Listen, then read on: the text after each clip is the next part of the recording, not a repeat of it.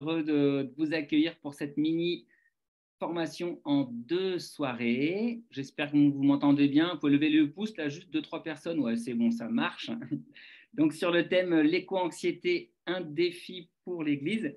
Cette formation, elle est organisée par les Églises protestantes unies du Dauphiné-Vivarais, donc un petit coin autour de Valence, au nord de Valence et à l'est de Valence. Et pour celles et ceux qui ne me connaissent pas déjà, je suis Robin Sauter, je suis pasteur de l'une de ces églises, à Romans, Romans-sur-Isère, du coup à côté de Valence. Et je suis aussi président du label Église Verte, qui met en réseau 800 communautés chrétiennes à travers la France, engagées pour le soin de la création. Cet engagement, il est animé chez moi par l'intime conviction que l'Église, que l'Évangile est tout particulièrement attendu dans ces lieux qui constatent l'effondrement de la biodiversité, dans les lieux qui souffrent des injustices liées au changement climatique et dans tous les lieux où des individus luttent pour prendre soin de la vie sous quelque forme que ce soit. La première soirée de ce soir, elle portera plus précisément sur la définition, le contour du concept d'éco-anxiété. Et puis, on abordera bien sûr toutes les passerelles qui existent ou qu'on peut le repérer avec la foi chrétienne. La deuxième soirée, ce sera l'occasion de voir en quoi ce phénomène nouveau touche notre manière de faire Église. Donc, on ira un peu plus dans le concret lors de la soirée de jeudi prochain. Comment vivre en communauté ce défi de l'espérance, comment mieux accompagner les angoisses d'aujourd'hui. Et ce sera avec Sarah Fox, qui est une théologienne alsacienne, donc luthérienne, et actuellement chargée de mission à la Fondation Terre de Liens, mais ça, on la représentera. Pour chacune des soirées, on écoute d'abord notre intervenante, et puis on prendra un temps d'échange avec elle. Après chaque soirée, je vous enverrai par mail les éléments pour poursuivre la réflexion. Alors ce soir, un roulement de tambour, je vous avais annoncé Jean-François Mouot, mais c'est finalement Rachel Calvert que nous allons écouter. Rachel, c'est la présidente d'Arocha France. Donc du coup, on a la présidente au lieu du directeur. C'est ça, Rachel, hein. Je ne sais pas si vous y gagnez ou si vous y perdez, mais je trouve qu'à un moment où on s'inquiète de parfois trouver que des hommes à la tribune, lorsqu'il s'agit de parler de religion et en particulier d'écologie dans la religion. Pour ma part, je me réjouis de voir que finalement, ce soir, on a 2 intervenantes. Rachel, je la présente en quelques mots plutôt. Après des études d'histoire et de théologie, elle s'est engagée d'abord comme équipière avec les groupes bibliques universitaires, les GBU, et ensuite au sein du réseau d'églises protestantes évangéliques Perspective, particulièrement dans le domaine d'implantation d'églises nouvelles. Elle est mariée avec Pierre, qui est pasteur d'une église évangélique, euh, celle de Blois, l'église évangélique de Blois. Donc, Rachel nous parle depuis Blois. Oui, Romorantin en fait, mais près de Blois. Oui. C'est parce qu'en fait, on a des Oui. amis communs à Blois, alors j'ai Oui. essayé Romorantin, mais c'est pas On très... habite encore à Blois pour le moment. Ah, Il est d'accord. pasteur à Romorantin. Vous n'êtes pas à Romorantin, mais vous habitez bien à Mm. Blois. Et vous êtes tous les deux d'origine britannique. Et vous avez 3 filles, comme moi, ce qui est un formidable choix. Voilà, on ne choisit pas ça d'ailleurs. Arocha, un petit mot sur Arocha. C'est une association chrétienne de conservation de la nature, si vous ne la connaissez pas. La plus ancienne association chrétienne engagée pour l'écologie en France, en tout cas à mon avis c'est la plus importante, a été fondée par un pasteur qui s'appelle Peter Harris, donc encore un horrible anglais. Si vous voulez lire son bouquin à Foi d'écolo, c'est une super introduction un peu à comment c'est un des premiers, je trouve, à avoir raconté sa forme de conversion à l'écologie en lien avec sa foi chrétienne. Et cet asso a été fondé en 1983 et en 2000 en France, la partie française dont Rachel est présidente, c'était en 2000. Je vous mettrai le lien dans le chat. La particularité de cette association, c'est de faire l'articulation entre l'écologie scientifique et la foi. Donc, ce n'est pas une association de militantisme écologique sous un angle politique ou social en particulier, mais plus sous un angle scientifique. Et je termine qu'avec Rachel. Alors, ce n'est pas Rachel Carson, hein, je ne sais pas, vous connaissez peut-être Printemps silencieux, ça c'est une autre Rachel, un des bouquins qui a lancé la thématique de l'écologie dans le monde. Donc Rachel, ensemble, on a fait connaissance au synode de l'EPUDF, de l'Église protestante unie, sur l'écologie où elle était invitée. On lui avait demandé de venir pour participer au nom d'Arocha à la table ronde d'ouverture. Et c'est là qu'on avait fait plus connaissance, un peu mieux qu'en visio, en vrai. Et le synode de l'écologie, paf, j'ai plein de trucs, de petits bouquins à vous présenter. On a Moi aussi. un fascicule qui a été fait qui le résume. N'hésitez pas à m'en demander un, je pourrais vous en transmettre un si vous voulez, j'en ai un bon paquet. Voilà, ça c'est en 2021. Aspect pratique, avant de laisser la parole à Rachel. Donc la conférence, comme je le disais dans les mails, elle est enregistrée. Donc si vous ne voulez pas qu'on apparaître à l'écran, bah, vous couperez votre caméra. On va laisser la parole à Rachel pendant 30 à 40 minutes sans l'interrompre. Et vous pouvez réagir éventuellement dans l'onglet discussion.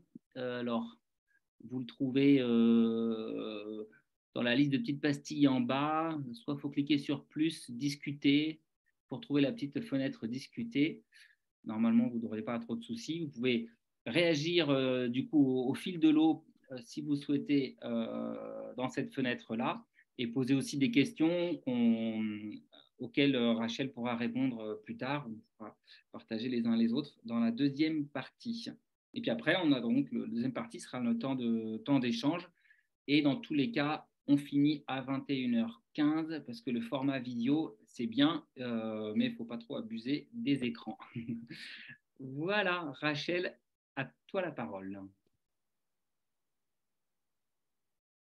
Merci beaucoup, Robin. Je me réjouis d'être avec vous ce soir. J'espère que vous m'entendez bien parce que j'ai l'impression que ma connexion vient d'avoir un petit problème. C'est revenu? Nickel, ça marche. OK, très bien. Donc, je suis heureuse d'être là, mais je suis désolée que finalement Jean-François n'a pas pu être avec vous. En fait, il a eu un déplacement qui n'était pas prévu. Il n'a pas pu trouver un endroit avec une connexion suffisante pour être sûr de pouvoir vraiment être en lien avec vous. Mais je dois avouer avant de commencer que c'est lui qui a préparé cette soirée et il m'a envoyé ses notes. Donc, en fait, cette présentation, c'est plutôt la présentation de mon collègue Jean-François, mais c'est moi qui l'apporte. Donc, merci pour votre patience avec ce changement un peu de dernière minute. On observe que la crise climatique contribue de manière significative à l'angoisse des jeunes générations, et pas que des jeunes. Est-ce que ceux qui sont anxieux par rapport à la crise écologique ont raison d'avoir peur? Et en tant que chrétien, comment aimer notre prochain éco-anxieux? Comment gérer aussi nos propres émotions, nos propres craintes, nos propres peurs face aux réalités de la crise écologique? Que nous dit la Bible? Que nous apporte la Bible face à ces questionnements? Bible qui a été donnée, révélation qui a été donnée dans un contexte très différent de notre contexte, mais par laquelle Dieu nous parle encore aujourd'hui pour nos défis. Et autre question importante, quelles implications pour notre témoignage? Robin a déjà évoqué cette question-là. La parole des chrétiens est entendue et attendue aussi par ceux qui vivent et qui cherchent à gérer les peurs liées à la crise écologique. On pourrait dire qu'il n'y a jamais eu de génération depuis le début de l'humanité qui n'avait pas de bonnes raisons d'avoir peur. Il y a toujours eu des menaces réelles sur l'humanité, n'est-ce pas? Et peut-être qu'on peut avoir l'impression que chaque génération, ou presque chaque génération, craint de vivre la fin du monde et que c'est quelque chose qui n'est pas totalement nouveau. Mais quand on fait quand on compte les facteurs anxiogènes autour de nous en ce moment, On peut penser aux tensions entre les États-Unis et la Chine, la guerre en Ukraine avec les échos de la guerre froide, le menace nucléaire qui n'est jamais disparu, mais qui semble être de nouveau plus présent. Et puis, les signes du changement climatique qui sont autour de nous, notamment en France, la sécheresse hivernale que nous vivons qui vient tout de suite après un été caniculaire et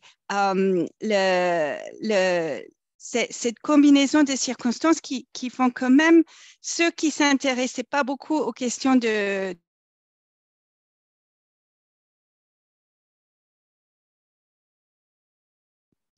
on a les questions autour de l'inflation, des craintes de pénurie alimentaire au niveau mondial. On a en France une situation sociale tendue, des choses qui viennent se rajouter à des questions de fond en termes de crise écologique majeure, climat, biodiversité, épuisement de ressources qui menacent la vie sur Terre.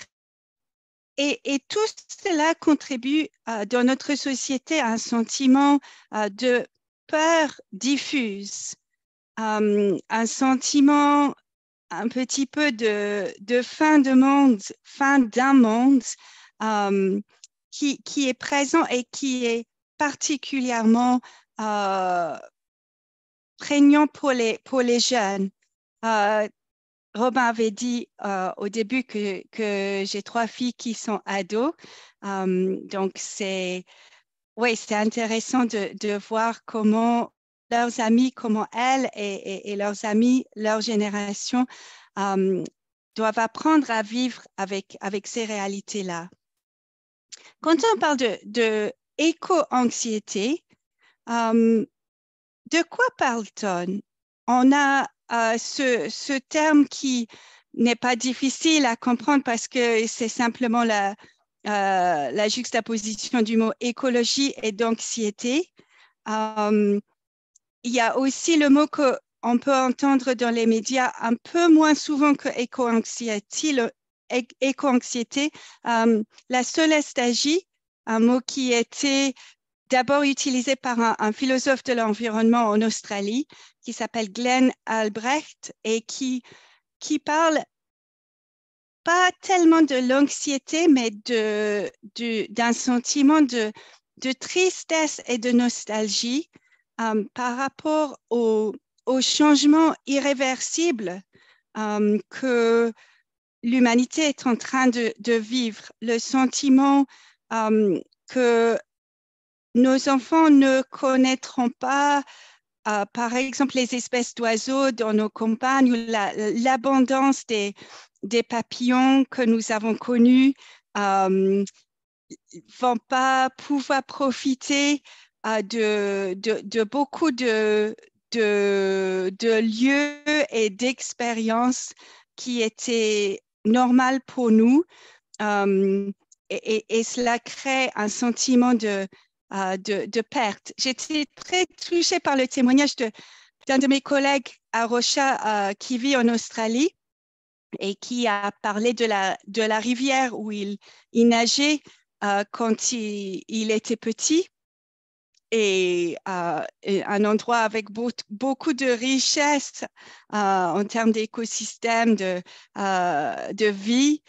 Mais maintenant, personne ne peut nager dans ce lieu parce que c'est dangereux. La pollution l'a rendu dangereux et il y a une grande tristesse chez lui d'aller dans ce lieu, mais ce lieu n'est pas ce que c'était dans le passé. Et ce sentiment de tristesse, de perte, de nostalgie vient se rajouter à un sentiment d'anxiété. Et parfois, pour certains aussi, peut-être moins pour les tout jeunes, mais pour les adultes, un sentiment de culpabilité. Pour les jeunes, ça peut être plus un sentiment de colère contre leurs aînés qui considèrent plus responsables pour les multiples crises que nous vivons. Donc, quelque part, ce sentiment d'anxiété, de peur ou de crainte ne peut pas être clairement séparé d'autres émotions plutôt difficiles qui sont liées à la crise écologique. Un autre terme qui est de plus en plus utilisé dans le discours des médias, c'est le terme collapsologie, qui était utilisé d'abord par Pablo Servigne et Raphaël Stevens dans les années 2010 et où ils cherchaient à quelque part donner un fondement scientifique aux études qui réfléchissaient sur l'effondrement possible de nos sociétés, sur les effets combinés des différentes crises, notamment climatiques, mais aussi épuisement des ressources en énergie fossile, effondrement de la biodiversité, crise démographique, toute une liste de choses qui ont tendance à s'accélérer.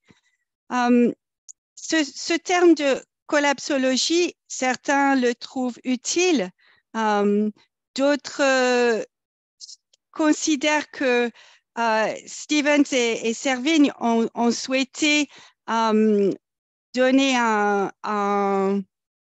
une sonorité scientifique à leurs projections pour l'avenir, qui sont pas toujours complètement justifiables. J'ai trouvé intéressant, Robert nous a montré quelques bouquins et certains d'entre vous connaissent probablement Frédéric de Coninck. Je ne sais pas si vous voyez bien, vous ne voyez pas très bien le livre là, n'est-ce pas? Je crois c'est un livre que Frédéric de Coninck est un sociologue qui est protestant, qui est ménonite et qui a été, je pense, la première personne à publier quelque chose, le premier chrétien à publier quelque chose d'un point de vue chrétien sur la question de l'effondrement et la collapsologie. Tu l'as aussi, Romain, devant toi? Non, pas celui-là. Je pensais à un autre. Mais effectivement, je confirme juste ce que tu dis. Mais il y a quelqu'un d'autre. Ouais, bah, tu vas dire tout à l'heure. L'analyse de Frédéric de Coninck est intéressante, je pense. Son livre s'appelle « Crise locale ou effondrement global, chrétien dans un monde lézardé ». Et il fait le remarque que autant il est difficile, je cite, autant il est difficile de modéliser le fonctionnement de la société, donc de prédire avec exactitude si, comment et quand notre société actuelle pourrait s'effondrer, autant il est possible de modéliser assez finement certains phénomènes physiques, ce qui fait qu'il est possible d'établir leur devenir probable. Donc, il est vraiment difficile pour lui en tant que sociologue d'être précis, de dire notre société va s'effondrer d'ici X années et les effets vont être tels, parce que les facteurs impliqués sont tellement multiples et tellement complexes. Mais une fois qu'on a dit cela, une fois qu'on a reconnu que la collapsologie ne peut jamais être une science comme, par exemple, la climatologie, ou la climatologie déjà combine beaucoup de disciplines scientifiques différentes. Le danger, ce serait de dire, on ne peut pas prédire avec certitude les effondrements possibles, donc on ne peut rien dire de l'avenir. Tandis que Frédéric de Coninck souligne que les aspects physiques liés aux questions de climat et de biodiversité, des épuisements de ressources, ces choses-là sont quand même, ça reste des phénomènes complexes, mais ils sont beaucoup plus faciles à chiffrer et du coup plus simple à prédire que les effets sociétals et les phénomènes d'effondrement au niveau d'une société. Donc, ceux qui ont des réserves sur la collapsologie en tant que science n'ont pas nécessairement des réserves sur l'importance d'étudier scientifiquement et de chiffrer et de faire des prédictions sur les phénomènes des crises climat-biodiversité. C'est au niveau des comportements humains en réaction à ces différents phénomènes que ça va être plus difficile à vraiment être exact et précis et où il faut montrer une grande prudence. Donc, tous ces phénomènes dont on parle énormément, non seulement dans les médias, mais aussi à l'école, au collège, au lycée, créent des craintes et de nombreuses études montrent que l'écologie et cette crise écologique est souvent nommée comme première ou deuxième préoccupation des Français et des Européens, et cela depuis plusieurs années.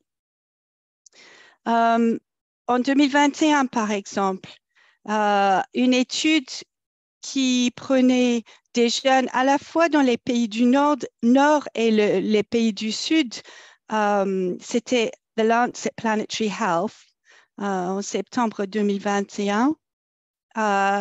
Ils ont trouvé que globalement, sur ces 10 pays, avec un échantillon de jeunes de 16 à 25 ans, 75% de ces jeunes ont dit qu'ils jugent le futur effrayant, ce qui est élevé quand même.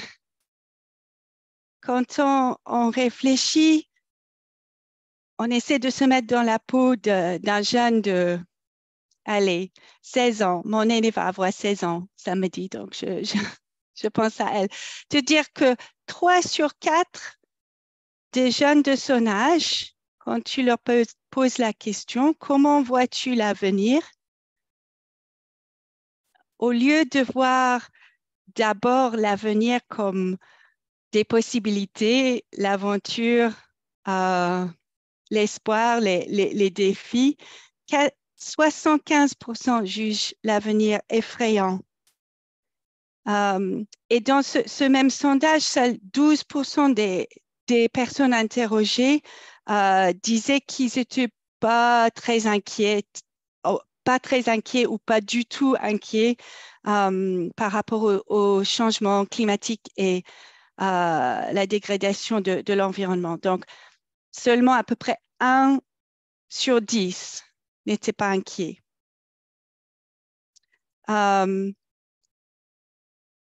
Effectivement, il y a de quoi. Il y a de quoi être inquiet. Il y a beaucoup d'inconnus, mais il y a aussi des faits établis qui font que quelque part, il est raisonnable d'être conscient et c'est pas forcément un signe de mauvaise santé mentale ou de mauvaise santé psychique d'être anxieux. On pourrait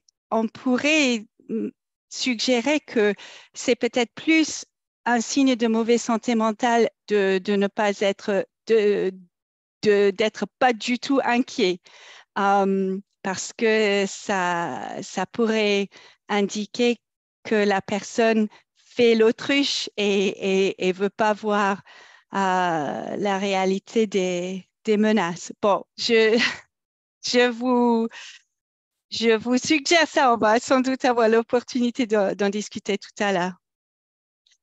On remarque ce manque de confiance dans l'avenir qui a pour résultat beaucoup de jeunes, là on parle plus de jeunes dans la vingtaine, la trentaine, qui souhaitent pas avoir d'enfants et qui citent cette raison-là comme peut-être la raison principale ou une des raisons principales. Ils veulent pas mettre au monde un enfant dans un monde qui va droit dans le mur, ou ils veulent pas aggraver la pression que les êtres humains mettent sur l'environnement.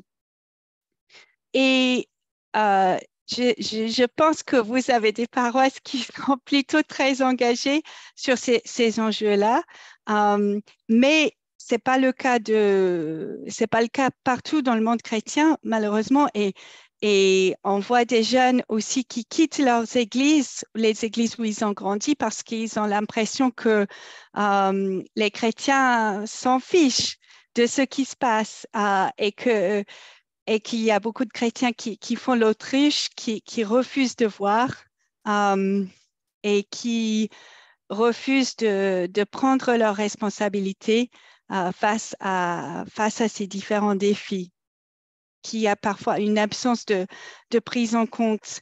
Voilà, on peut citer les choses comme l'usage de ressources, le repas en commun après le culte, où voilà, on voit pertinemment qu'il n'y a aucune réflexion sur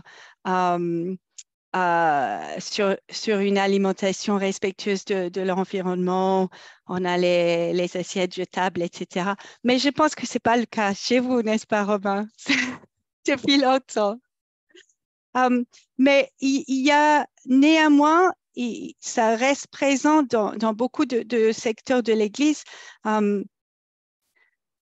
ce décalage entre les préoccupations des jeunes qui ont vraiment pris à cœur ce sujet de l'écologie et ceux qui perçoivent comme étant les préoccupations des chrétiens qui sont tout autres et qui ne semblent pas, parfois les chrétiens ne semblent pas proposer des réponses adaptées ou ils ont l'impression que l'évangile n'est pas pertinent pour le monde dans lequel ils vivent.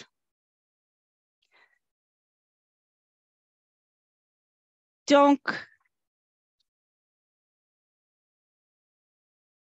je vois que je vais pas avoir le temps de partager avec vous tout ce que Jean-François avait proposé. Peut-être qu'il parlerait plus rapidement que moi, ou peut-être que lui aussi, il n'aurait pas eu le temps.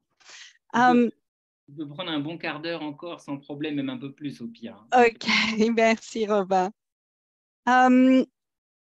Juste pour parler de quelques aspects de la biodiversité, parce que c'est un domaine où à Rocha, en tant qu'association, c'est particulièrement investi. Et je pense que le facteur probablement numéro un, au moins en France, qui provoque l'éco-anxiété chez les jeunes, chez les moins jeunes, et la crise climatique. Et on a peut-être un petit peu plus de connaissances sur les réalités de la crise climatique, ses causes, ses effets, les risques que cela présente pour l'agriculture, pour les populations qui vivent près des côtes. Les gens commencent à être plus conscients aussi des graves injustices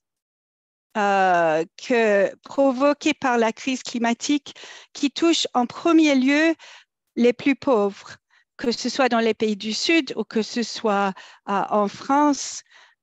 Ceux qui sont déjà fragilisés, ceux qui habitent dans des habitats moins bien isolés, plus fragiles face aux conditions climatiques extrêmes, sont plus exposés aux risques climatiques. Dans les pays du Sud, ceux qui sont déjà fragiles, dans une situation de fragilité au niveau de l'alimentation, vont être les premiers à souffrir quand il y a des conditions climatiques qui se dégradent. Je pense que souvent, on ne pense pas aussi rapidement à la crise de la biodiversité, mais les facteurs climatiques et les facteurs biodiversité interréagissent. Ces deux crises qui sont intimement liées.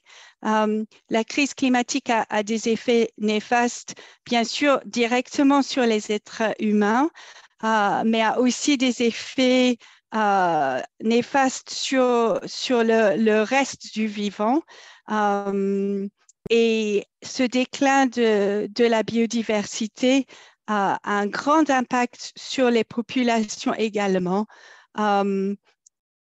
Et là encore, ce qui doit forcément nous interpeller en tant que chrétiens, au niveau humain, ceux qui souffrent en premier du déclin de la biodiversité, du déclin du vivant, c'est les plus pauvres, c'est ceux qui sont déjà exposés au risque.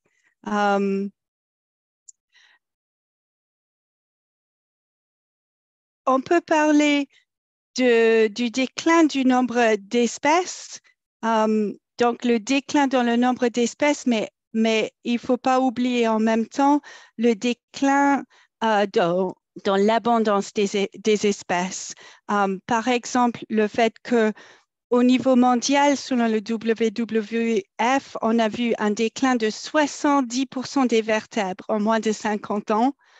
En France, 30% de moins d'oiseaux en 30 ans. Vous l'avez peut-être observé vous-même, juste de manière anecdotique, que les oiseaux sont en général, non seulement il y a moins d'espèces et moins de variétés, particulièrement dans les campagnes, mais juste en termes de nombre, d'abondance, même au sein des espèces, il y en a beaucoup moins.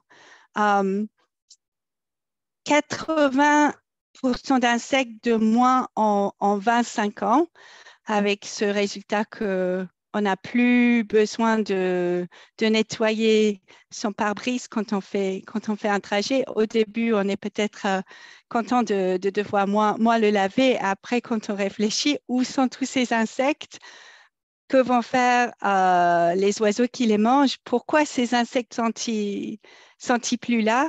On voit qu'il y a des phénomènes troublants qui sont pas tout à fait nouveaux, mais qui s'accélèrent jusqu'au point où même les gens qui n'avaient pas un intérêt spécial pour l'écologie jusqu'à récemment commencent à le saisir et à s'en inquiéter. Donc, en termes de perte de biodiversité, le changement climatique n'est pas le premier facteur qui provoque la perte de biodiversité, mais c'est quand même le troisième facteur. Après l'agriculture et l'artificialisation des sols, il y a le changement climatique qui a un effet sur la reproduction des espèces et qui contribue de façon significative à ce déclin de la biodiversité. Et ce qui est important pour nous en tant qu'êtres humains, bon, c'est important pour beaucoup de raisons. En tant que chrétiens, nous savons que chaque créature, chaque espèce a une valeur aux yeux de Dieu, mais on sait aussi que ces différentes espèces pourvoient ce qu'on appelle des services écosystémiques dont nous, on bénéficie. On peut penser à la production de l'oxygène, la séquestration du carbone par la photosynthèse, la pollinisation avec 75% des cultures qui dépendent des insectes pour la pollinisation. L'importance de la biodiversité aussi dans la purification de l'eau qu'on va boire, dans la décomposition, dans le contrôle des ravageurs. Et puis, on peut penser aux apports immatériels de cette biodiversité pour le bien-être humain, que ce soit éducatif, pour le repos, pour la détente, les qualités esthétiques aussi,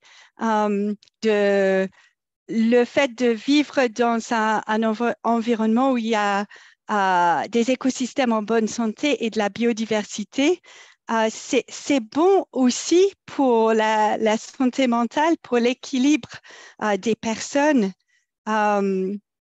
Et on voit comment ce déclin de la biodiversité vient se rajouter quelque part aux inquiétudes pour l'avenir, parce que déjà dans le présent, il y a beaucoup de personnes qui, surtout dans les grandes villes, qui sont relativement privées de contact avec la nature. Et trop de temps devant l'écran. Bon, là, nous sommes devant l'écran ce soir, mais c'est vrai que les écrans permettent aussi la communion, le contact, des belles choses. Mais si c'est à l'exclusion de temps dans la nature et en contact avec la création de Dieu, les effets sur la santé mentale des jeunes et des moins jeunes peuvent être dommageables. Donc, quand on parle de ces deux crises qui sont tellement liées, la crise climatique et la crise de la biodiversité, il ne faut pas oublier que malheureusement, ce n'est pas tout. Il y a des problèmes d'approvisionnement en ressources, il y a des tensions sur l'eau, des tensions grandissantes. Voilà, en France même, on commence à voir la réalité d'une situation tendue sur les questions d'eau, avec des conflits sur les méga-bassines et pourtant il y a des pays qui connaissent ce type de conflit depuis longtemps, des tensions migratoires aussi. Avec l'impact du climat dans les mouvements de population,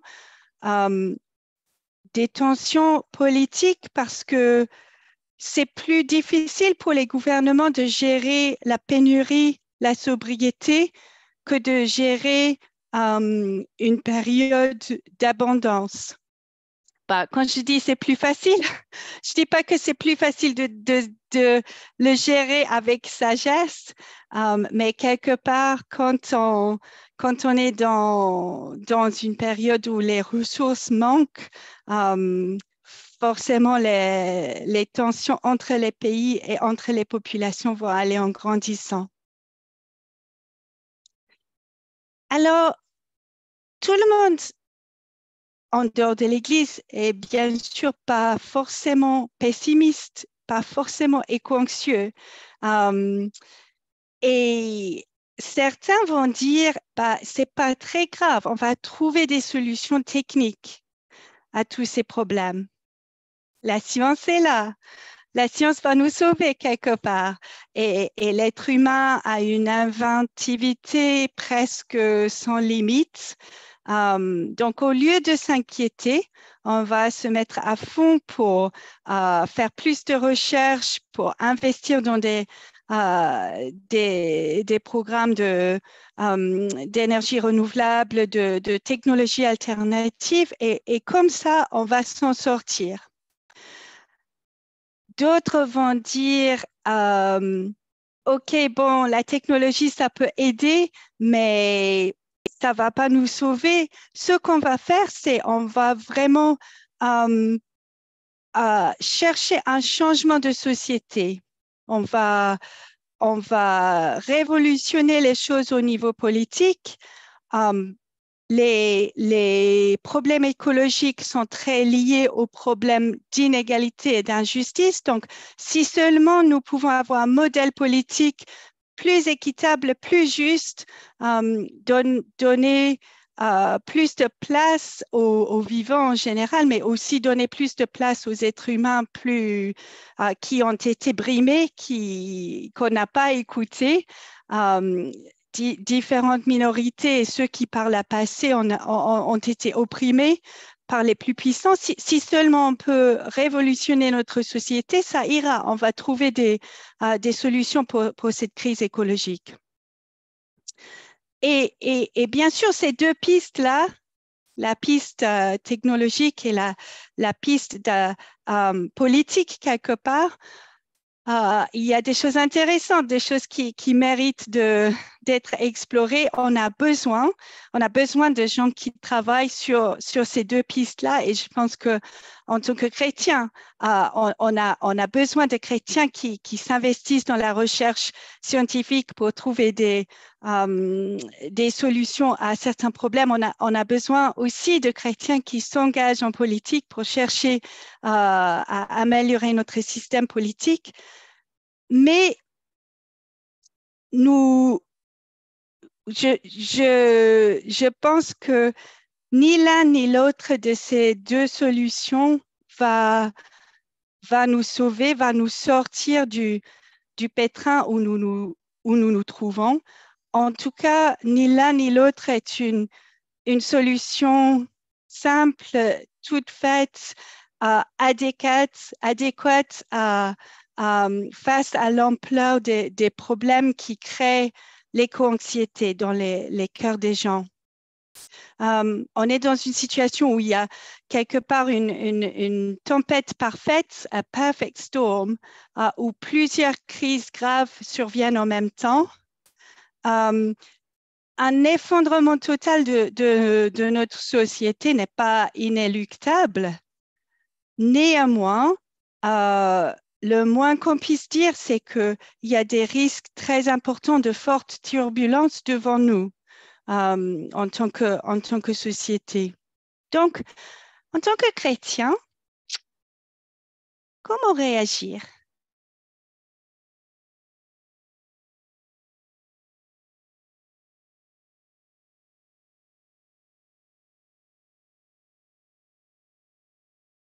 Et comme on a dit tout à l'heure, comment gérer ça en nous-mêmes aussi?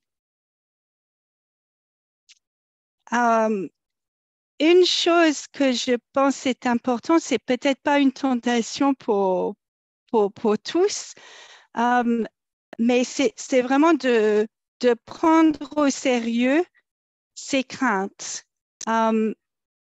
Parce que certains chrétiens peuvent être tentés de proposer un réconfort un peu facile, mais qui est comme mettre un sparadrap sur une grande plaie profonde. De simplement dire, mais ne vous inquiétez pas, euh, Dieu est sur le trône de l'univers. Vous n'avez pas de souci tu n'as pas de souci à te faire. Dieu aime le monde qu'il a créé et du coup, ne t'inquiète pas. Ne prends pas suffisamment en compte la réalité de la souffrance déjà présente dans notre monde à cause de la façon dont nous avons abusé de la création de Dieu et ne prends pas au sérieux la réalité de la souffrance qui est présente chez notre prochain. Donc, il peut y avoir un danger de confondre foi et insouciance. Je pense qu'une posture chrétienne beaucoup plus juste, beaucoup plus en accord avec la Bible, c'est de reconnaître que dans ce monde déchu, dans ce monde marqué par la rébellion de l'être humain contre Dieu, Dieu ne nous promet pas de nous épargner la souffrance. Le peuple de Dieu, tout au long de l'histoire biblique, ont connu des crises. On peut penser à l'esclavage en Égypte, on peut penser à différentes crises pendant la monarchie, on peut penser surtout peut-être à l'exil, à l'effondrement de leur société qu'ils ont connu au moment de l'exil. Et Dieu n'a pas empêché des moments de souffrance, voire d'effondrement, mais il n'a jamais abandonné son peuple, il n'a jamais abandonné sa création, même au milieu de ces crises. Donc, la question pour nous, je pense, en tant que chrétiens, c'est comment pouvons-nous aimer notre prochain fidèlement? Comment est-ce que nous pouvons continuer à témoigner de notre espérance en Dieu, de notre espérance dans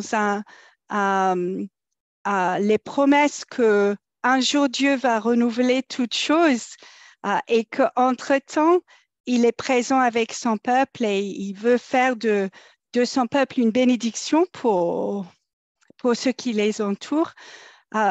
Comment s'équiper en tant que chrétien pour vivre fidèlement dans les temps difficiles qui sont probablement devant nous. Ce ne serait pas que des difficultés, ce ne serait pas que des épreuves. Et pourtant, nous savons que même si les pires prédictions sont justes, on n'a pas à se désespérer. On sait que Dieu nous accompagnera et même peut nous utiliser pour être une bénédiction pour d'autres dans les décennies à venir. Peut-être que je m'arrête là pour laisser assez de temps pour les questions et les échanges. Oui, c'est super. Merci beaucoup, Rachel. On ne peut pas applaudir on peut applaudir comme ça si vous voulez. Merci beaucoup, beaucoup pour ton intervention.